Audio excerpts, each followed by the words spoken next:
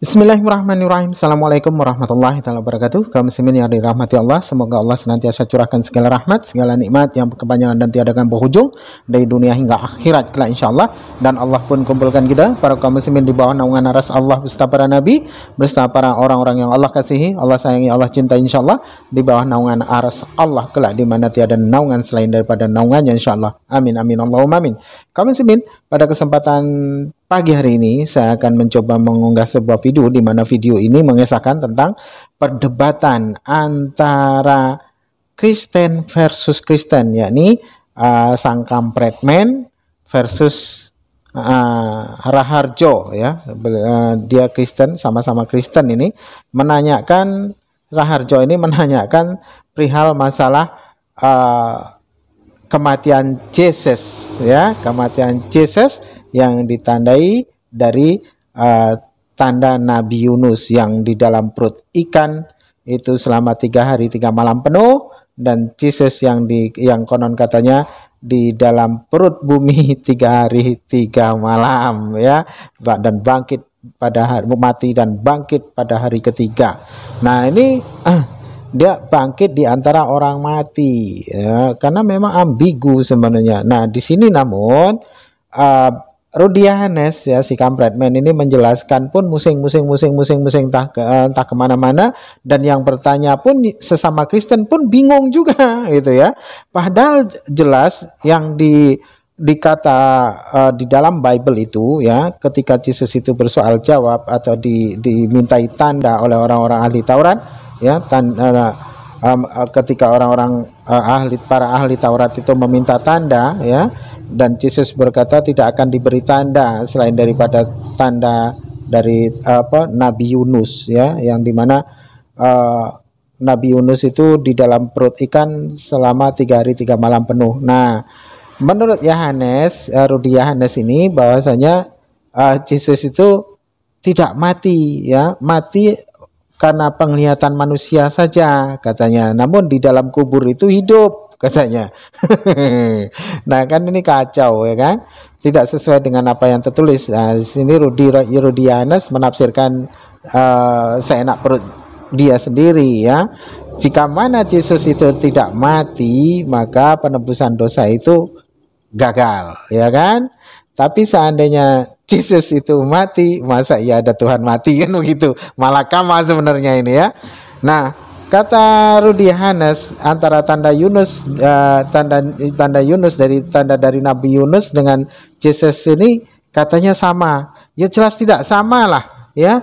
Ketika Nabi Yunus dilemparkan dari kapal itu dan dimakan paus itu dalam keadaan hidup ya kan, dalam keadaan hidup, dan di dalam perut ikan pun hidup gitu ya, sampai dia keluar dari perut ikan pun hidup. Nah kalaupun si Yesus ini ya, menurut Bible, menurut orang-orang yang hidup sezaman dengan Yesus itu, menurut kisahnya Bible ya, versinya Bible. Namun di dalam Islam memang tidak ada penyalipan atas diri Yesus, tidak ada, melainkan Allah selamatkan ya. Namun menurut Bible bahasanya Yesus ini mati ya. Menurut Bible mati, namun menurut Rudy Yohanes tidak katanya. Nah ini kadang-kadang ya konyol ya, jadi Kristen sama Kristen pun bingung. Nah maka dari situ ketika Rudy Yohanes memberikan argumen-argumen ya, yang satunya terbengong-bengong, yang menanyakan tetap mengganjal karena memang tidak sesuai dengan apa yang sesungguhnya tertulis. Rudy Yohanes mencoba untuk menafsirkan sendiri dengan tafsir ilmu karet itu tadi. Nah maka kaum muslimin ya, beruntunglah kita ya, dimana konsep-konsep ketuhanan di dalam Islam itu jelas ya. Allah itu satu, dan Allah tidak menjelma menjadi manusia, dan Allah juga tidak mati. Dan perihal masalah penebusan dosa di dalam Islam itu pun tidak mengimani penebusan dosa, melainkan segala perbuatan kita mesti tanggung sendiri kan itu ya. Makanya di dalam Islam itu diwajibkan orang berlomba-lomba untuk beramal saleh ya, supaya kita mendapat rahmat Allah, berlomba-lomba mencari rahmat Allah. Karena sesungguhnya ketika Nabi berkata bukan karena sholatnya, bukan karena ibadahnya dia dapat masuk surga, melainkan oleh karena rahmat Allah. Nah, bagaimana cara kita mencari rahmat Allah? Ya mentaati apa yang Allah perintahkan, ya. Contoh seperti salat ataupun berbuat baik, ablu minanas dan juga ablu minallah itu harus mesti seimbang. Itulah perintah Allah. Nah, disitulah letak rahmat Allah, sehingga kita dimasukkan surga oleh karena kasih sayang Allah. Nah, bagaimana cara mendapatkan rahmat Allah, mendapatkan kasih sayang Allah? Ya, kita mesti taat kepada Allah dan Rasulnya, kan begitu, jelas di dalam Islam.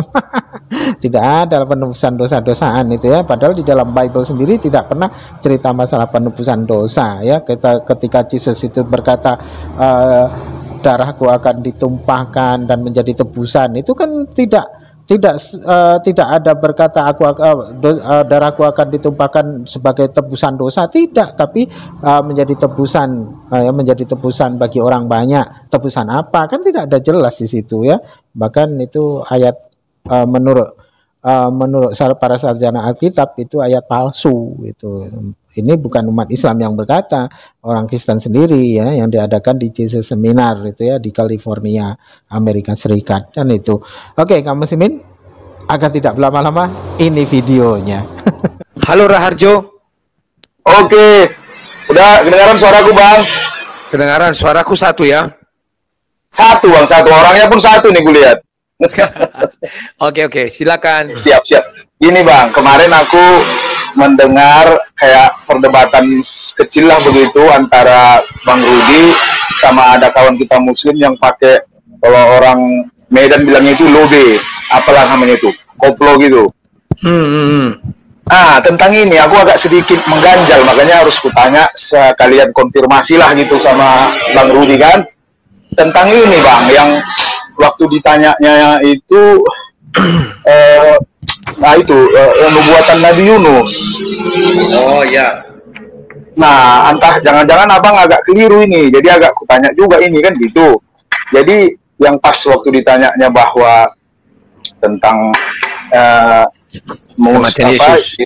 Iya, kematian Yesus. Cuman kalau nggak salah abang waktu itu bilangnya seperti nubuatan Nabi Yunus. Itu kalau menurut aku nggak pas lah Bang. Karena kan kalau Yunus itu dia di dalam perut ikan itu hidup. Makanya itu sedikit satu mau konfirmasi. Coba abang terangkan dulu itu, nanti aku satu lagi kalau bisa ada bertanya lah. Oke, Bang, silakan Pak. Iya. Mengenai Nabi Yunus itu udah sering saya ulang-ulang.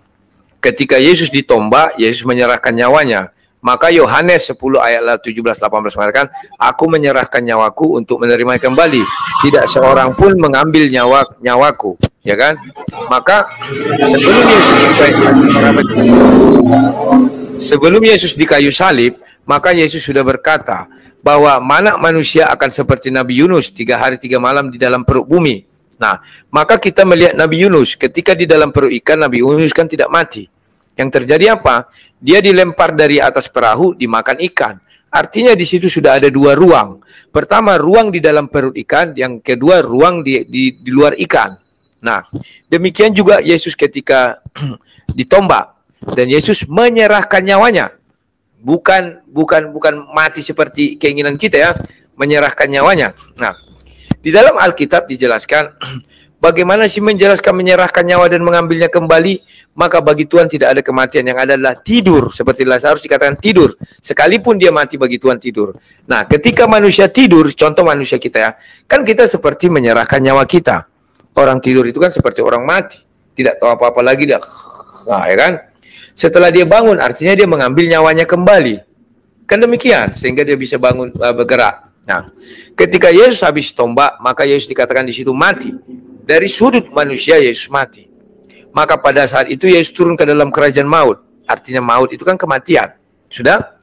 Setelah itu diturunkanlah Yesus, baru dibukalah pintu doa. Sorry Bang. Ya. Bentar. Tadi yang abang bilang menurut manusia mati, gitu kan?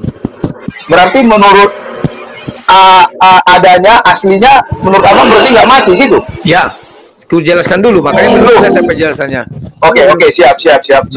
Setelah Yesus diturunkan dari kayu salib, Yesus kan dimasukkan ke dalam kubur berupa gua. Dibaringkan. Sudah? Ketika Yesus dibaringkan, ditutup pintu gua. Siapa yang tahu kondisi dalam gua? Tak ada. Paham maksud saya? Nah, sama dengan Yunus. Ketika Yunus di dalam perut ikan, siapa yang tahu kondisi Yunus di dalam perut ikan? Tak ada yang sama. Dari luar kubur, orang mengatakan Yesus sudah mati. Dari luar ikan paus, mereka di atas kapal mengatakan Yunus sudah ditelan ikan, pasti mati. Kan demikian. Ternyata di dalam perut ikan Yunus tidak mati. Ternyata di dalam perut bumi Yesus tidak mati. Itulah sebabnya ketika murid-murid datang melihat, Yesus tidak mati, tapi sudah bangun, bangkit.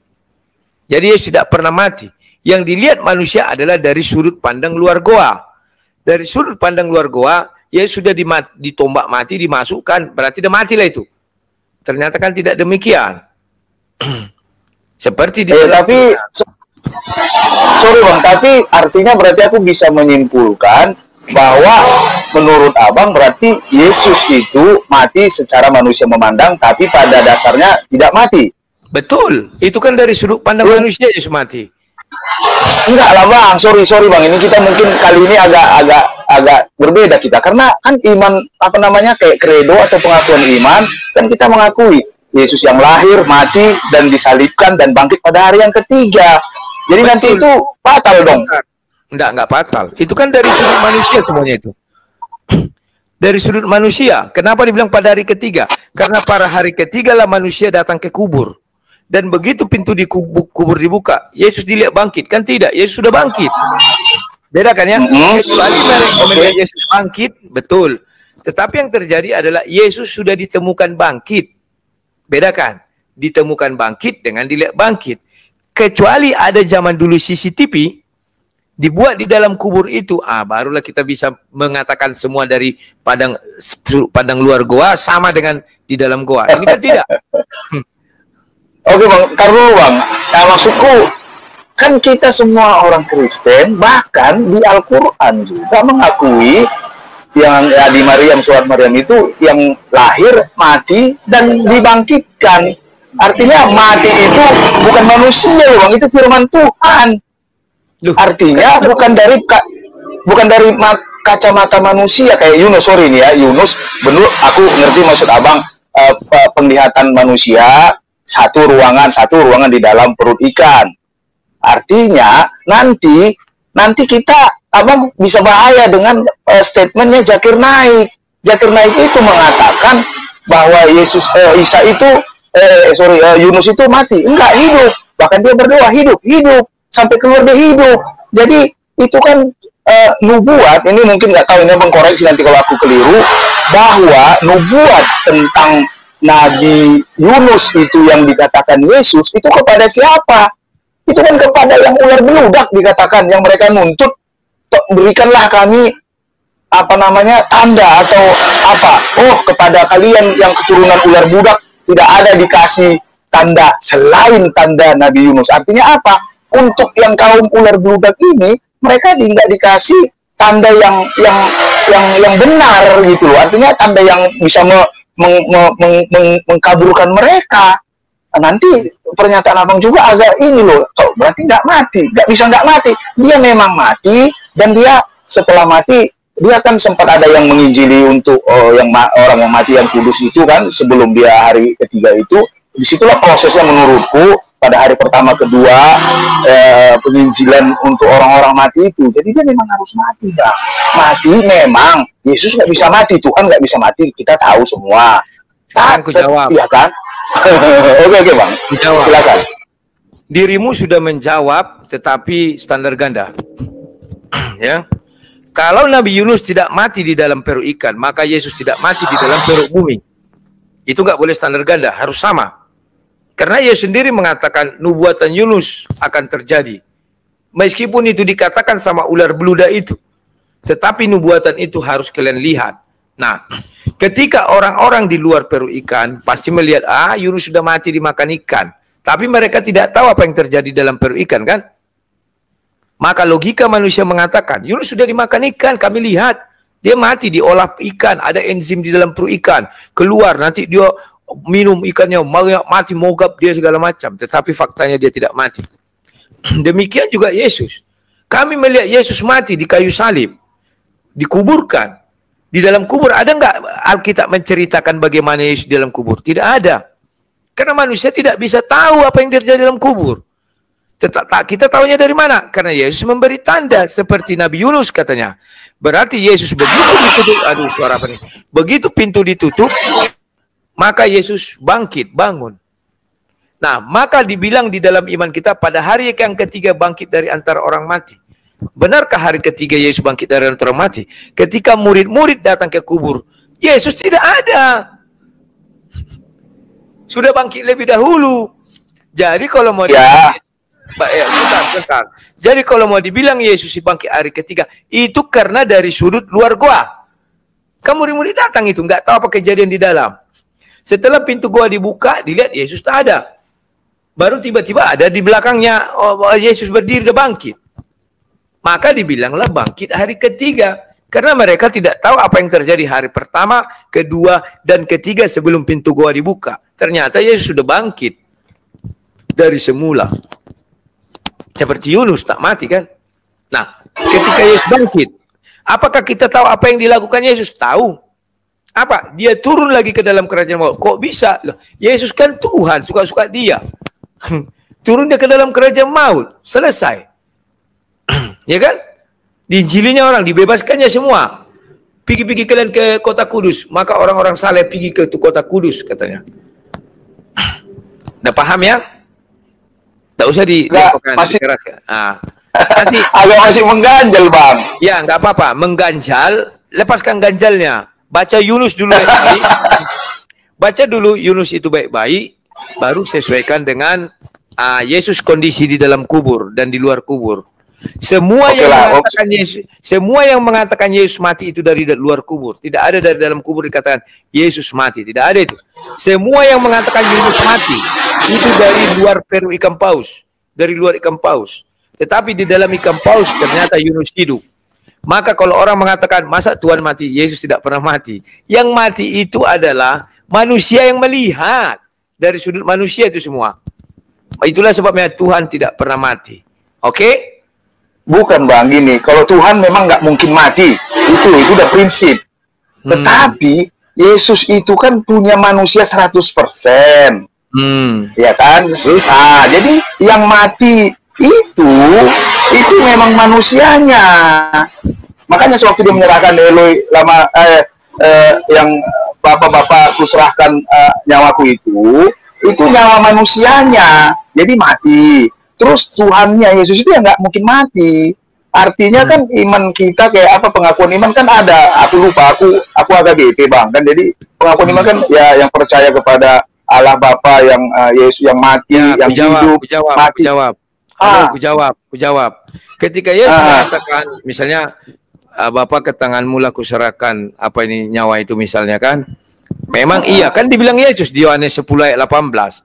Tidak seorang pun mengambil nyawaku. Siapa ngambil nyawa Yesus? Kalau Yesus mati. Tak ada kan? Siapa? Coba jawab dulu. Iya. Nah, ada, sudah. Sebentar aku bukakan biar jelas. Bicara kekristenan ini, nah ayatnya ada. 10, sebentar ya.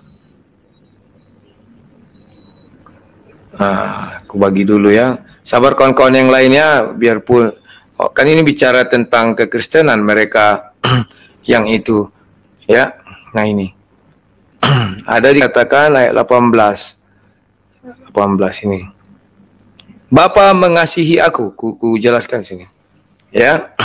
Bapa mengasihi aku oleh karena aku memberikan nyawaku, dia memberikan nyawanya untuk menerimanya kembali. Ya. Tidak seorang pun mengambilnya daripadaku. Siapa yang mengambil nyawa Yesus? Orang bilang tentara itu ditombak. Baru Yesus mati. Hebat kali dia mengambil nyawa Tuhan. Tidak bisa dia ngambil. Tidak seorang pun mengambilnya daripadaku. Ketuhanan Yesus, daging Yesus mati. Tidur nggak mati.